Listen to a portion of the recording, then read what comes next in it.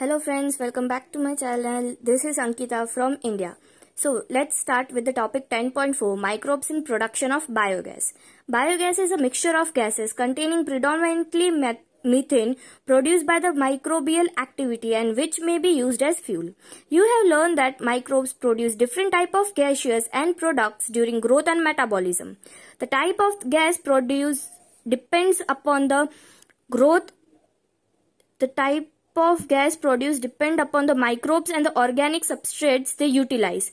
In the example cited in relation to fermentation of dough, cheese making and production of beverages, the main gas produced was CO2. However, certain bacteria which grow anaerobically on cellulosic material produce large amount of methane along with CO2 and H2O. These bacteria are collectively called methanogens, and one such common bacterium is Methanobacterium. These bacteria are commonly found in anaerobic sludge during sewage treatment. These bacteria are also present in the rumen, a part of stomach of cattle. A lot of cellulosic material present in the food of cattle is also present in the rumen. In rumen, these bacteria help in the breakdown of cellulose and play an important role in the nutrition of cattle. Do you think we human beings are able to digest the cellulose present in our food? Thus, the excreta, dung of cattle, commonly called gobar, is rich in this bacteria. Dung can be used for generation of biogas, commonly called gobar gas. अब इसकी first line में बोला है कि biogas है वो mixture of gases है, मतलब biogas is a mixture of gases, बहुत सारे गैस को मिला के बायोगैस बनता है. लेकिन मोस्ट प्रिडोमिनेंटली मतलब मोस्टली जितना भी गैस होता है ना उसमें सबसे ज्यादा अमाउंट होता है मीथेन की, जो बनता है जो प्रोड्यूस होता है माइक्रोबियल एक्टिविटी की वजह से, वो यूज हो सकता है फ्यूल में. You have learn that microbes produce different type of gases.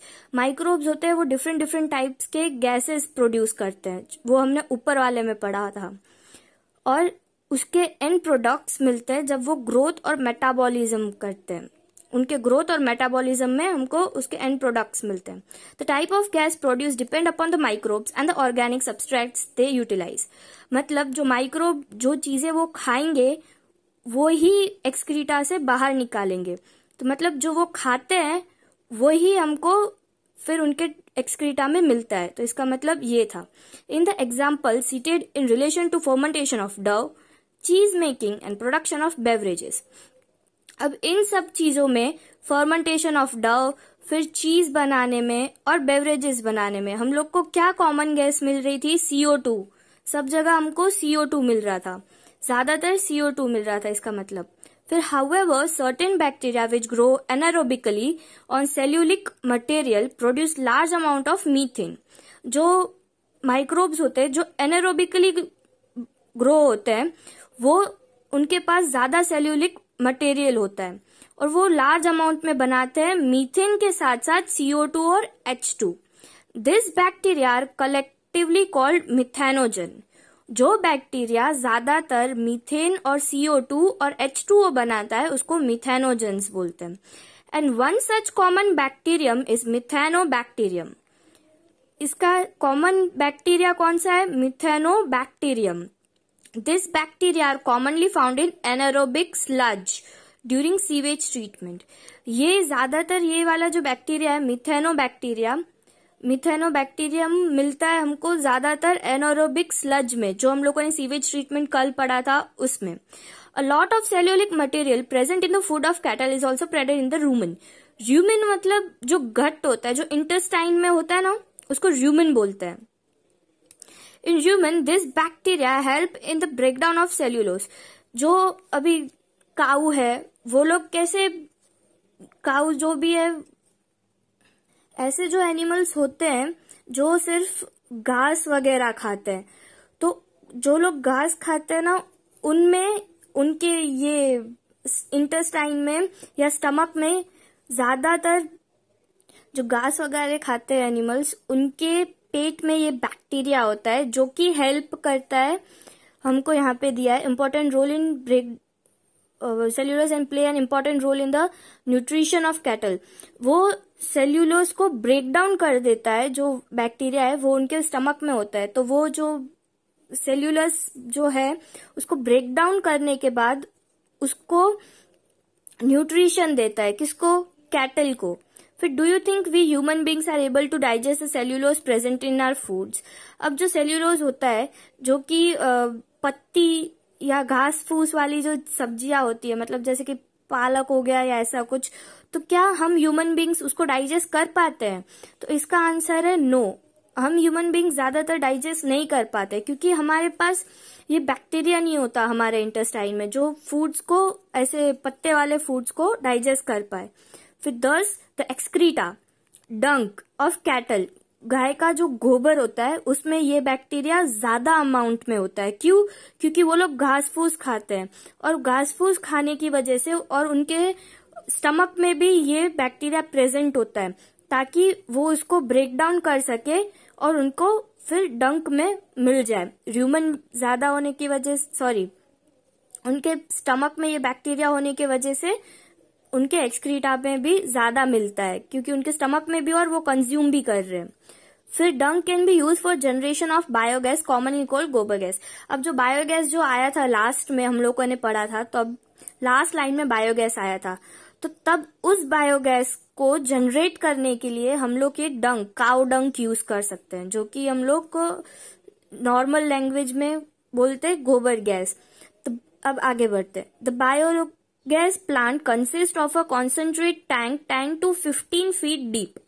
अब ये जो टैंक आप देख सक रहे हो, ये टैंक जमीन के 10 से 15 फीट नीचे बना होता है।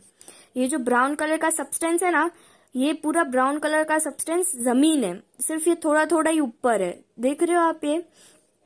फिर आगे पढ़ते हैं। In which biowaste are collected and a slurry of dung is feed. A floating cover is placed over the slurry, which keeps on rising as a gas is produced in the tank due to the microbial activity. The biogas plant has an outlet, which is connected to a pipe to supply biogas to nearby houses. The spent slurry is removed through another outlet and may be used as fertilizer. Cattle dung is available in large quantities in rural areas where cattle are used for a variety of purposes. So biogas plants are more often built in rural areas. The biogas thus produced is used for cooking and lighting.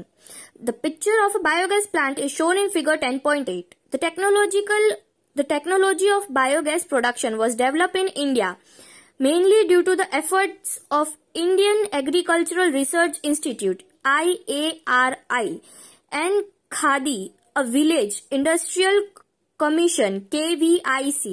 If your school is situated in a village or near a village, it will be very interesting to inquire if there are many biogas plants nearby. Visit the biogas plants and learn more about it from the people who are actually managing it. अब ये जो आप picture देख रहे हो, अब ये biogas कैसे बनता है वो है।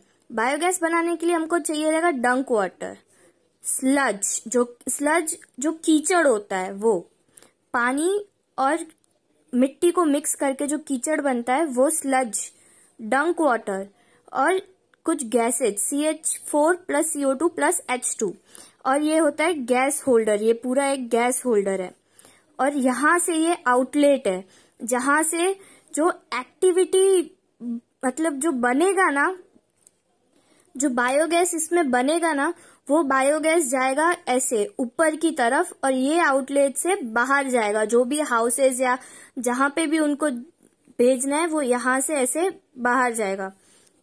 अब पढ़ेंगे हम नेक्स्ट टॉपिक, जो कि है 10.5 microbes as bio control agents.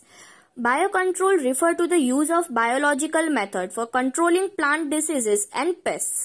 In modern society, these problems have been tackled increasingly by the use of chemicals, by use of insecticides and pesticides. These chemicals are toxic and extremely harmful to human beings and animals alike, and have been polluting our environment, soil, groundwater, fruits, vegetables, and crop plants. Our soil is also polluted through our use of weedicides to remove weeds. Biological control of pests and diseases. तो पहले ये पढ़ लेते, ये topic जो ये first paragraph है वो क्या बोल रहा है पहले वो समझ लेते। तो जो बायो कंट्रोल है वो बायो कंट्रोल रिफर क्या करता है, biological method use for controlling plant diseases and pets. मतलब जो ऑर्गेनिक फार्मिंग, पता है आपको ऑर्गेनिक फार्मिंग मतलब ऐसा फार्म जहां पे farmers uses organic material to control pests in crops. मतलब अब जो फार्मर्स होते हैं वो कुछ फार्मर्स ऐसे होते हैं जो अपने प्लांट्स, वो जो प्लांट्स में जो कीड़े लगे होते हैं, वो अगर फार्मर के क्रॉप में एक बैक्टीरिया लग चुका है तो वो दूसरे बैक्टीरिया को उसमें डालेगा जो कि उस बैक्टीरिया को खत्म कर देगा, ना कि उसके प्लांट को इफेक्ट करेगा और ना ही दूसरे किसी बैक्टीरिया को इफेक्ट करेगा। मतलब ये इकोनॉमिक नहीं, मतलब ऐसा करके उसने बायोलॉजिकल मेथड यूज किया है। और फिर इसमें दिया है कि आजकल जो मॉडर्न सोसाइटीज है उसमें आजकल हम लोगों ने ना मॉडर्न सोसाइटीज में, या फिर हम लोग आजकल के जमाने के बोल सकते हैं, मॉडर्न जमाने में हम लोगों ने ना केमिकल्स निकाले हैं जो कि यूज होते हैं इंसेक्टिसाइड्स और पेस्टिसाइड्स के नाम से। इन केमिकल्स, ये जो टॉक्सिक केमिकल्स है वो हार्मफुल होते हैं हमारे ह्यूमन बींग्स के लिए भी और जानवरों के लिए भी। जो भी क्रॉप्स में हम लोग डालते हैं, हम लोग कहाँ पे डालेंगे ये सब पेस्टिसाइड्स और इंसेक्टिसाइड्स? ये क्रॉप के सॉइल में डालेंगे। तो अब आपको पता है कि जो क्रॉप है, जो प्लांट है, वो सॉइल से ही अपना पूरा न्यूट्रिशंस अब्जॉर्व करता है, पानी अब्जॉर्व करता है। जो भी कुछ सॉइल में होगा वो प्लांट अब्जॉर्व करेगा। तो इसकी वजह से ये जो केमिकल्स आजकल है उन लोगों, वो ह्यूमन बींग्स के लिए भी हार्मफुल है, एनिमल्स के लिए भी हार्मफुल है, और वो अपने सॉइल के लिए भी हार्मफुल है, और ग्राउंड वाटर के लिए भी। फ्रूट्स हो गया, वेजिटेबल्स हो गया, और क्रॉप प्लांट्स, और आर सॉइल, वो जो सॉइल है वो भी हमारा पॉल्यूटेड हो जाता है। किसकी वजह से? क्योंकि हम लोग वीडीसाइड यूज करते हैं।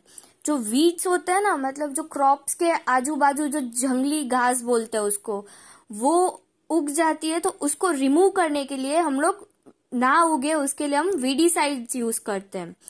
फिर ये था फर्स्ट पैराग्राफ जो हम लोगों ने पढ़ा। अब आगे पढ़ते हैं। Biological control of pets and diseases.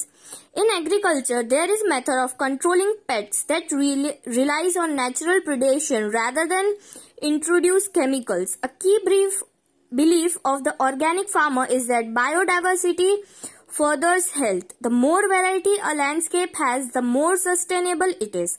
The organic farmer therefore work to create a system where the insects that are sometimes called pests are not eradicated, but instead are kept at manageable level by a complex system of checks and balance within a living and vibrant ecosystem.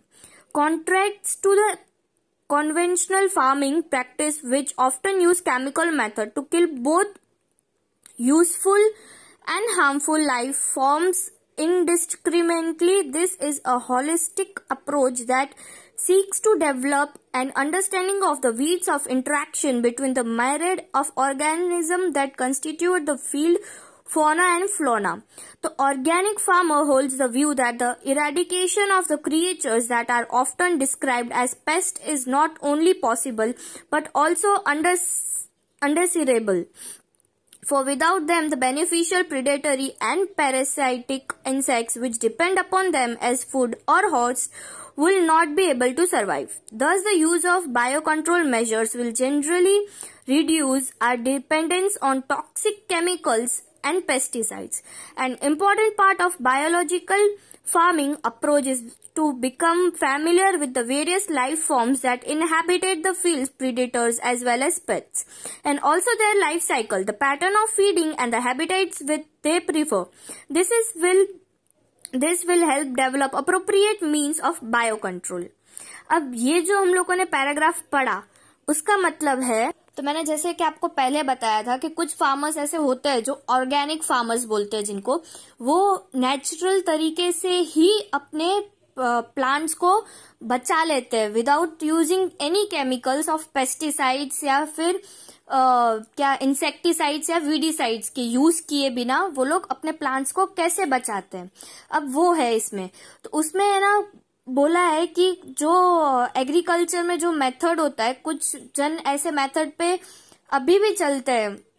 कुछ farmers ऐसे होते हैं जो life cycle देखते हैं, मतलब एक bacteria है, चलो जान दो ये भी नहीं, अब बैक्टीरिया नहीं, हम कोई एनिमल का लेते हैं। फॉर एग्जाम्पल फ्रॉग है, तो फ्रॉग कैसे इंसेक्ट्स को खाता है वैसे ही, और फ्रॉग को खाने के लिए होता है स्नेक। तो ये जो लाइफ साइकिल है उनका पूरा, वो लोग ये देखते हैं कि कौन से माइक्रो ऑर्गेनिज्म को कौन सा माइक्रो ऑर्गेनिज्म खाता है, मतलब यूजफुल माइक्रो ऑर्गेनिज्म और हार्मफुल माइक्रो ऑर्गेनिज्म। और वो लोग क्या करते हैं फिर, अगर उनके प्लांट में एक माइक्रो ऑर्गेनिज्म है जो कि हार्मफुल है, तो वो ना उनको एक और माइक्रो ऑर्गेनिज्म वो प्लांट में डालेंगे जो कि उस माइक्रो ऑर्गेनिज्म को खाएगा जो कि हार्मफुल है, और दूसरे माइक्रो ऑर्गेनिज्म जो यूजफुल है उसको वो टच भी नहीं करेगा। तो इसको बोलते हैं ऑर्गेनिक फार्मिंग। और जो फार्मर्स जो दूसरा बैक्टीरिया ला रहे हैं, जो हार्मफुल बैक्टीरिया को खत्म करने के लिए, उसे भी वो लोग उतने ही मात्रा में रखेंगे जितना वो लोग मैनेज कर सके, और उनको ज्यादा नहीं बढ़ने देंगे। वो जो दूसरा बैक्टीरिया लाया हार्मफुल बैक्टीरिया को मारने के लिए, वो उसको ज्यादा नहीं बढ़ने देंगे, क्योंकि अगर वो ज्यादा बढ़ गया तो फिर वो भी तो क्रॉप्स को ही हार्म करेगा। इसलिए उसको मेंटेन करेंगे उतनी मात्रा में कि जितनी मात्रा में वो हार्मफुल बैक्टीरिया खत्म हो सके और दोबारा ना आए। अब जो फार्मर्स ये केमिकल्स और वो यूज करते हैं उनको कन्वेंशनल फार्मिंग कहते हैं। तो वो जो है, ये लोग जो ऑर्गेनिक फार्मर्स है वो इनसे बिल्कुल ऑपोजिट कर रहे हैं, क्योंकि जो ऐसे फार्मर्स है जो केमिकल यूज करते हैं, वो केमिकल ना ही सिर्फ हार्मफुल बैक्टीरिया को या फिर लाइफ फॉर्म्स को मिटाता है, बल्कि जो यूजफुल होता है उसको भी मिटा देता है। इसीलिए अब जो important part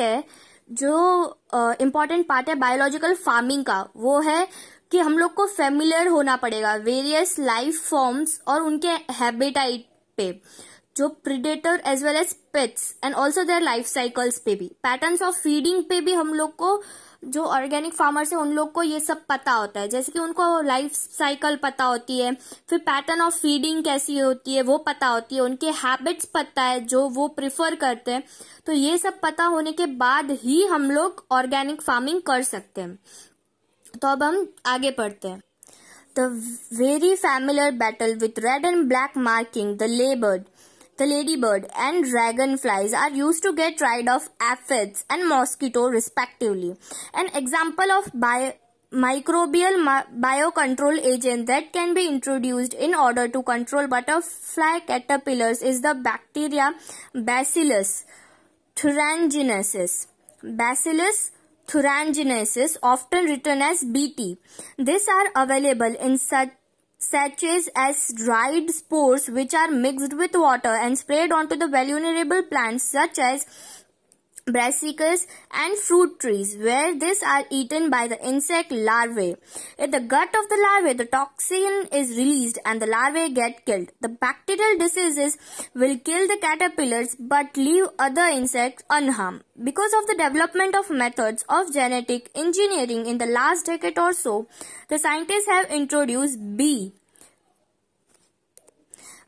thuringiensis toxin genes into plants.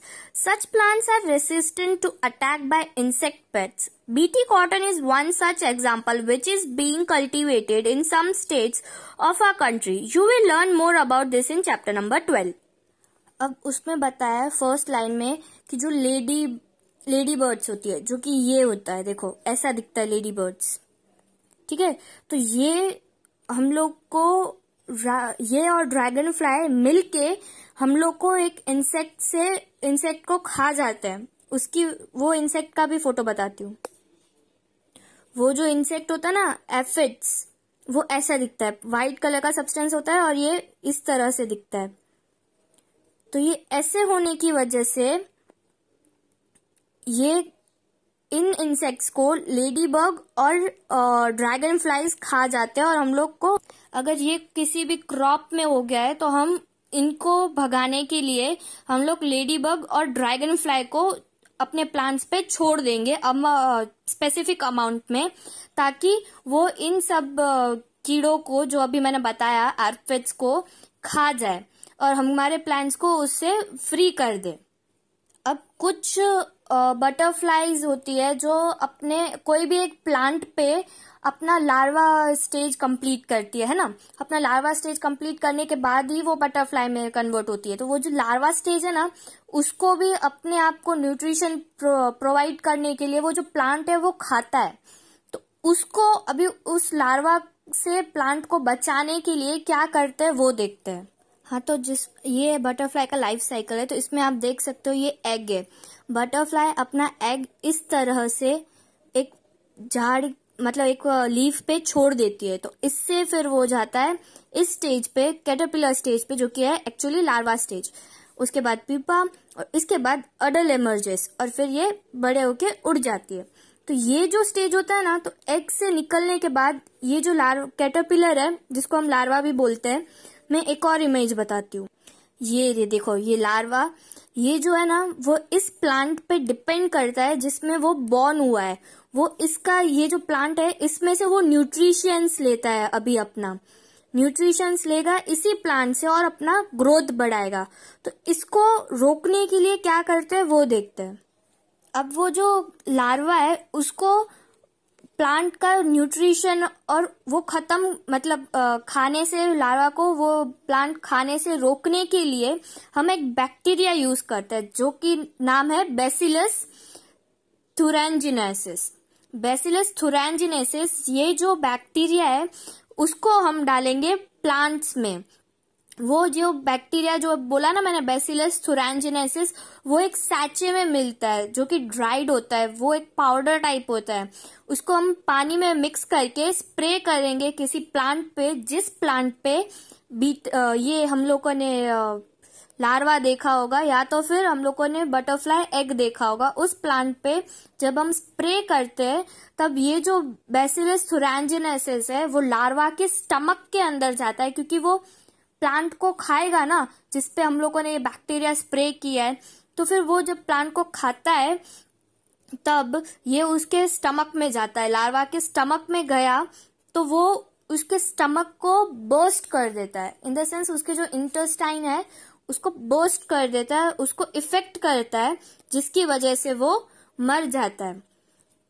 अब ये जो बैक्टीरिया है वो कैसे लार्वा को किल करता है, तो वो बैक्टीरिया उसके स्टमक में जाने के बाद उसके गट में कोई टॉक्सिक सब्सटेंस रिलीज करता है, जिसकी वजह से वो मर जाता है। तो ये ऑर्गेनिक तरीका था बचाने का क्रॉप को कैटरपिलर से। और अगर आपके दिमाग में एक क्वेश्चन आया होगा कि अगर ये हम बैक्टीरिया स्प्रे कर रहे हैं तो इसके ऊपर बाकी के इंसेक्ट्स जो होंगे वो उनको भी तो हार्म कर सकता है। तो वो बताती हूँ, उसमें लिखा है कि वो उसको दूसरे इंसेक्ट्स को हार्म नहीं करेगा, सिर्फ लार्वास को ही हार्म करेंगे। और अब जब साइंस इतना तरक्की कर चुका है तो हम लोग इसको प्लांट्स के अंदर ऐसे ही डाल सकते हैं। हम लोग को स्प्रे करने की भी जरूरत नहीं है। हम क्या करेंगे, एक जीन्स लेंगे प्लांट का और उसके अंदर हम लोग इसको डाल देंगे, ये बैक्टीरिया को डाल देंगे, ताकि जैसे ही प्लांट ग्रो होगा उसमें ये बैक्टीरिया ऑलरेडी प्रेजेंट होगा और वो जैसे ही लार्वा अपने प्लांट पे फीड करना स्टार्ट करेगा उसकी डेथ हो जाएगी और अपना प्लांट बच जाएगा।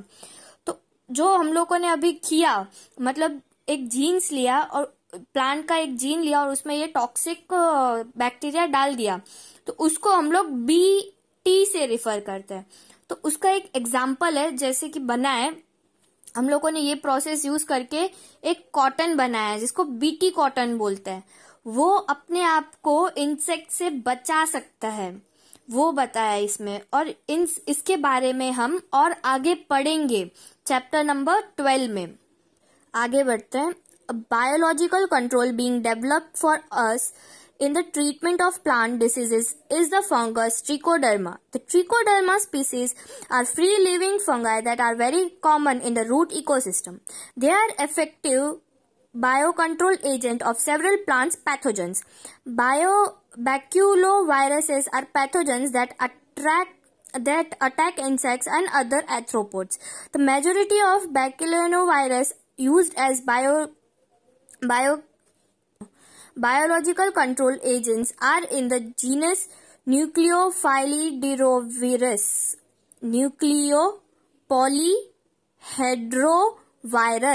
Nucleopolyhedrovirus. These viruses are excellent candidates for species-specific narrow-spectrum insecticidal application. They have been shown to have no negative impact of plants, mammals, birds, fish, insects, or being conserved to aid in an overall integrated pets management (IPM) program, or when an ecological sensitive area is being treated. अब ये आपको पता ही होगा, ये एक fungus है जो कि यहाँ पे ये फंगस है ट्रिकोडर्मा, जो कि रूट्स में मिलता है और बहुत सारे जो बायो कंट्रोल एजेंट की तरह यूज होता है बहुत सारे प्लांट्स में एज अ प्लांट पैथोजेंस में. और ये जो है बैक्यूलोवायरस, वो भी एक पैथोजन है जो अटैक करता है इंसेक्ट्स और आर्थ्रोपोड्स को. अब ये यूज होता है biological control agent are in genus nucleopolyhedrovirus. This virus are excellent candidates. अब ये जो वायरस है वो बहुत अच्छे से कुछ स्पीशीज होती है, स्पेसिफिक स्पीशीज और नैरो स्पेक्ट्रम में यूज होती है. They have been shown. और ये जो वायरस है वो बिल्कुल नेगेटिव इम्पैक्ट कुछ भी नहीं है, मतलब कुछ क्या बोलते हैं, नेगेटिव इम्पैक्ट नहीं है प्लांट्स पे, मैमल्स पे, बर्ड्स पे, फिश पे या किसी पे भी. और फिर ये तो आपको पता ही होगा. तो आज का वीडियो बस मैं अभी यहीं खत्म करती हूँ. अगर आपको ये वीडियो अच्छा लगा हो तो लाइक करिए, शेयर करिए, सब्सक्राइब करिए और कमेंट करना ना भूलिए प्लीज. और आपने अभी तक जितने भी व्यूज दिए हैं मुझे, उसके लिए वेरी वेरी थैंक यू, क्योंकि वो व्यूज देख के मुझे एंकरेजमेंट मिल रही है. अगर हो सके तो आप लाइक कीजिए, सब्सक्राइब कीजिए और कमेंट में बताइए कि आपको ये यूजफुल है कि नहीं. या तो आप अपना सजेशंस भी दे सकते हो, जैसे कि मेरे को ऐसी कुछ चीजें करनी चाहिए जिससे कि आपका इंटरेस्ट और बढ़ेगा, ऐसा कुछ. और ये जो मैं आपको बता रही हूँ ना, ये वाला, ये आप बायोगैस के लिए रख लिए, मतलब ये ड्रॉ करके रख लीजिए, ये इम्पोर्टेंट है.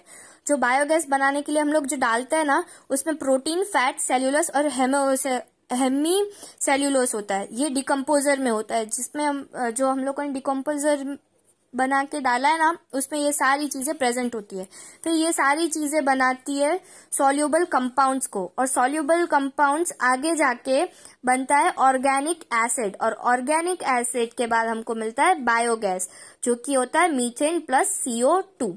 ये आप अच्छे से एक बार, चाहिए तो आप स्क्रीनशॉट लेके कर लीजिए, ये अच्छे से आप एक बार लिख लीजिएगा, ये इम्पोर्टेंट है इसीलिए. सो बाय, टेक केयर. अब मैं मिलती हूँ अगले वीडियो में.